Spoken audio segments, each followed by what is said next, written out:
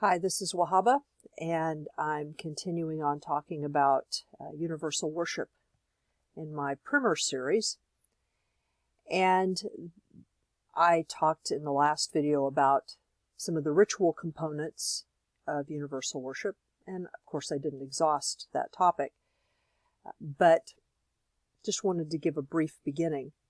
And in this video we're going to talk about the message. What is the message, or the content, if you will, of the universal worship service that you're giving in terms of themes, texts that are used, and the feeling tone, what I call the feeling tone, which to me is probably one of the most important things that you can inculcate in yourself in the process of becoming aware of and in touch with these different traditions, particularly from a prophetic standpoint. Now this picture here is kind of an interesting picture. It's a picture of all of the different holy texts that are used to swear in members of Congress.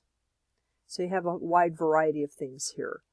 In fact, I haven't even recognized all of them specifically, but this should give you a sense of at least the various congressional members, the variety of their religious faiths. Now, when you're picking your theme for a universal worship service, sometimes that theme will be given to you by circumstances or by request. So that, for example, very recently there was a 99th anniversary worldwide international Zoom version of universal worship that was held, and there was a particular theme that was picked because of that circumstance. But if you're doing universal worship on a fairly regular basis, like Murshid Kabir did during his life, you have to pick the theme yourself a lot. So what he suggested to me is that whatever theme you pick, make sure that it's truly universal. Avoid theological concepts if possible. So, for example, what is a theological concept? Well, a concept like destiny, for example. Different traditions have very different views about destiny, and in fact, in some traditions, destiny is not that important. Or you make your own destiny. The way in which destiny is understood in classic Christianity is fundamentally different than the way destiny is understood in Zoroastrianism. And so you'll have difficulty actually finding texts that will address the topics in a unified way. And it's really important not to try not to make the texts say what you want them to. When you have a large body of texts, it's always possible to take statements out of context, obviously. And that's part of the reason why you need to learn these texts or learn about them, so that it'll help you in choosing appropriate texts. What I have found, and what was suggested to me, is sticking with common human experiences is better, or using nature themes. Common human experiences can be like devotion, or the experience of light. Or if you're using nature themes, you can talk about the way in which, for example, trees are understood in different traditions. All the traditions talk about trees, for example, or water or fire. They use these things symbolically. And so, and nature in that regard is sort of theologically neutral, So it's important to think about how all of the different texts are going to fit around your theme. You don't want it to be too complicated. You want the different readings to help expand upon a theme and provide perhaps different approaches. You don't want them to war with each other, if you will. Take time to pick the texts and the practices. If you're going to be using texts and then having a practice with the text in order to kind of set an attunement with it, make sure that those texts and those practices really work together. I have seen a number of circumstances where someone will read a text and then someone will do a practice, and they may not be the same person, and they don't necessarily fit with each other. So that, for example, just because you're reading a Hindu text doesn't mean that any Hindu practice or chant will automatically connect with the text that you've read. So you might want to think about that. Sometimes it works a little bit better if you have the same person who reads the text do the practice, because then they will see a congruence there. So those are things to think about. This all becomes easier once you get to actually know more about the traditions and texts being focused on. Also become used to the idea that you as a Shirag might be the only person doing the ritual in certain circumstances, or the one delivering the message.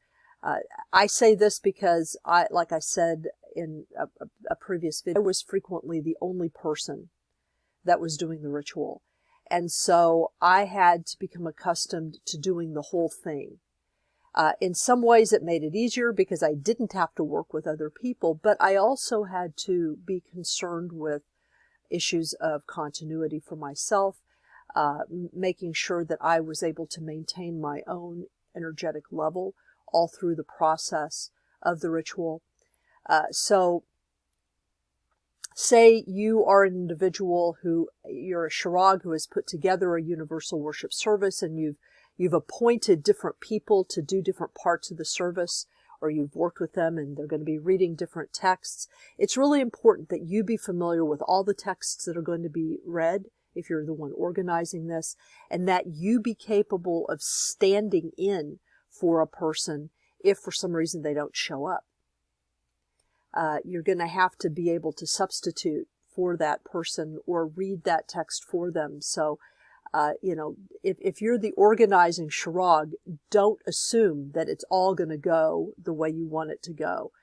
You're going to have to make sure that you're sort of a project manager. It's probably the best way of putting it, so that all of the texts and all of the practices will come off in the manner that was intended.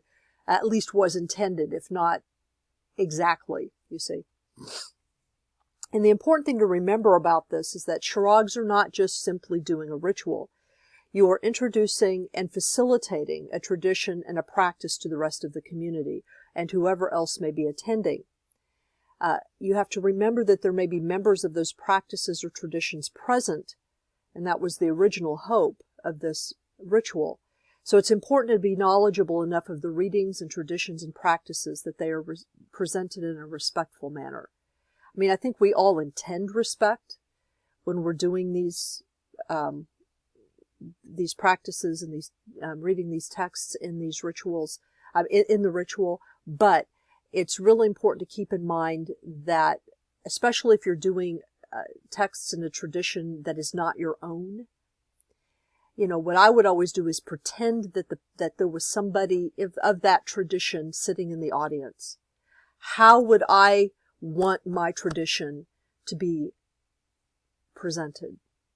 Would I feel comfortable presenting this part of their tradition to them?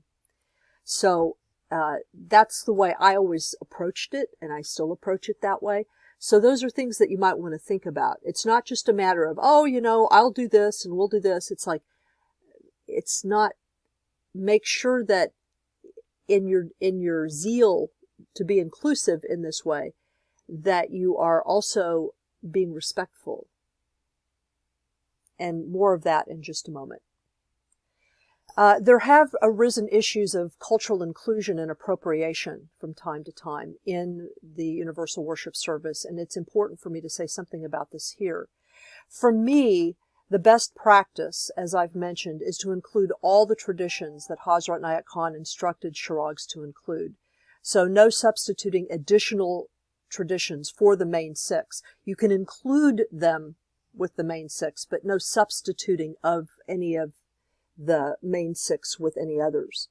When including traditions, for me, best practice would be to try to ensure that the individual or Shirag reading the text or doing the practice has in fact been trained or has studied in that tradition at least to the same degree as the transmitted 6, or has been given permission to share texts and practices.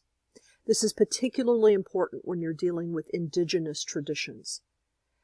We all want to include indigenous traditions because we've all come to understand how important indigenous traditions are. But indigenous traditions are very specific, a lot of times, to peoples and places. And it may or may not always be appropriate for us to do those practices if we have not been trained in those traditions or have been given permission to do those practices or give those texts. It would even be better for the individual Shirag sharing an included practice to be of the included group. For example, say an indigenous person doing their native practice. Anything other than the above, when it comes specifically to indigenous groups, strays perilously close to cultural appropriation, depending on what the text or practice is. So don't include a practice or text because it seems cool to do so, or because you like it. This is really important to me because I have been trained in a couple of indigenous traditions and have been given specific permission to share certain aspects of those traditions in these kinds of contexts. But that doesn't mean that, because I've been trained in certain Algonquin prayers, for example, that I can just wander over and start doing, Apache prayers or something like that. That doesn't work like that. So you need to be very, very sensitive. I think for the most part, Shirags have been sensitive to this, but I have seen a couple of instances where it's not really clear that the individuals doing the prayer or doing the practice actually have permission to do it. And so I think that that's something we have to think about.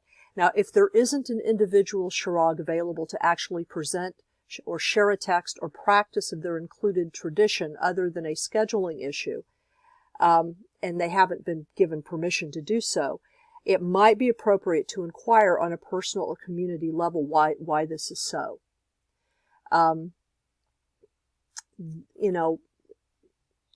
The Sufi Ruhaniyat and the Sufi movement have operated in the same larger political, social sphere of social privilege as many spiritual movements in the West have. So it might be the kind of thing where we might want to ask ourselves, why are there so few indigenous people in the larger Sufi community? This isn't true in every place where universal Sufism exists, but it might be true for where you live. My experience is that Sufis are not necessarily any more aware of some of their local issues than anybody else. So if you suddenly get the desire to do to include indigenous materials in the universal worship service, find out who the indigenous people in your area are. See if they would give you permission to do that. Sometimes they will, sometimes they won't. It depends on who they are. But just don't decide that I'm going to do this anyway because I want to. Do the due diligence on these materials in order to be respectful of them, because there are members of indigenous communities that, as universal as they might agree we are, and might be, they may not want their traditions represented. So you need to understand that and be respectful of that. I'm sure that you all will be. But those are also things to think about when you're deciding on texts and themes. And I think I'm going to end this video here because that probably gives you a lot to chew on. In the next video, I'm going to specifically look at the issue or the practice of feeling tones and give you some examples of how that works. And also talk a little bit about Zoroastrianism and a little bit more about cultural appropriation and what we can do to prevent some of those issues. So I will end this here.